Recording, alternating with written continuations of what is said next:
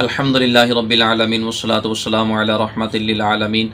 اما بعد فاعوذ باللہ من الشیطان الرجیم بسم اللہ الرحمن الرحیم۔ حاضرین، آج کا ہمارا درس شریعت صدقہ فطر کے حوالے سے ایک اہم مسئلے کی صراحت کرنا ہے۔ مسئلہ یہ ہے کہ کیا بھائی اپنے بہن بھائیوں کا صدقہ فطر ادا کر سکتا ہے یا نہیں کر سکتا۔ تو اس حوالے سے مسئلے کی دو صورتیں بنتی ہیں۔ پہلی صورت تو یہ ہے کہ اگر سرپرست موجود ہیں، یعنی والد محترم حیات ہیں اور نان نفقہ سارا انہی کے ذمے ہے، جو بھائی ہے یہ بھی اگر کماتا ہے تو لا کے اپنے والد صاحب جو نا اس کو پیش کر دیتا ہے۔ تو اگر اس طرح کا معاملہ ہے کہ سارے بہن بھائی اپنے والد کی سرپرستی کے اندر رہ رہے ہیں اور نان نفقہ والد صاحب کے ذمے ہے، تو ایسی صورت کے اندر اگر بھائی اپنے بہن بھائیوں کی طرف سے صدقہ فطر ادا کرتا ہے تو ادا نہیں ہوگا۔ اگر بھائی اپنے بہن بھائیوں کی طرف سے ان کی اجازت کے بغیر صدقہ فطر ادا کرے گا تو ادا نہیں ہوگا۔ بہن بھائی اگرچہ نابالغ ہوں، اگرچہ بالغ ہوں، اگر ان کی اجازت کے بغیر فطر ادا کیا تو ادا نہیں ہوگا، ان سے اجازت لینا ضروری ہے۔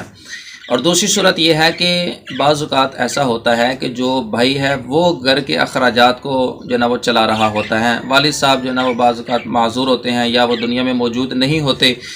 تو ایسی صورت کے اندر اگر اس کے بہن بھائی اس کے عیال کے اندر ہے، یعنی جو گھر والوں کا نان نفقہ ہے بہن بھائیوں کا، وہ بڑے بھائی کے ذمے ہے اور وہی سارا کچھ کنٹرول کر رہا ہے، ہینڈل کر رہا ہے، اخراجات جو نا وہ صرف کر رہا ہے، تو اب چونکہ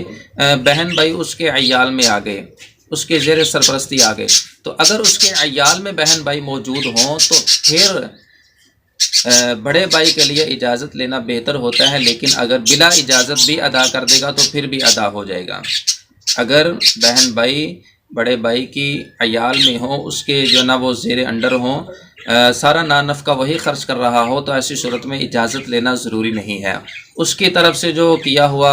فیصلہ ہوتا ہے وہ سبھی کی طرف سے شمار ہوتا ہے، لہٰذا اس کے اگر عیال کے اندر ہوں تو پھر اجازت لینے کی ضرورت نہیں ہے، اگر عیال میں نہ ہو تو پھر اجازت لینا ضروری ہے۔ بلا اجازت اگر ان کی طرف سے فطر ادا کر دیا تو ادا نہیں ہوگا۔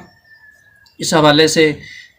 فتاوی ہندیہ کے اندر بھی اس مسئلے کی صراحت کی گئی ہے۔ اللہ تعالی ہم سب کو شریعت مطہرہ کے مطابق عمل کی توفیق عطا فرمائے، آمین بجاہ النبی الامین صلی اللہ علیہ وسلم۔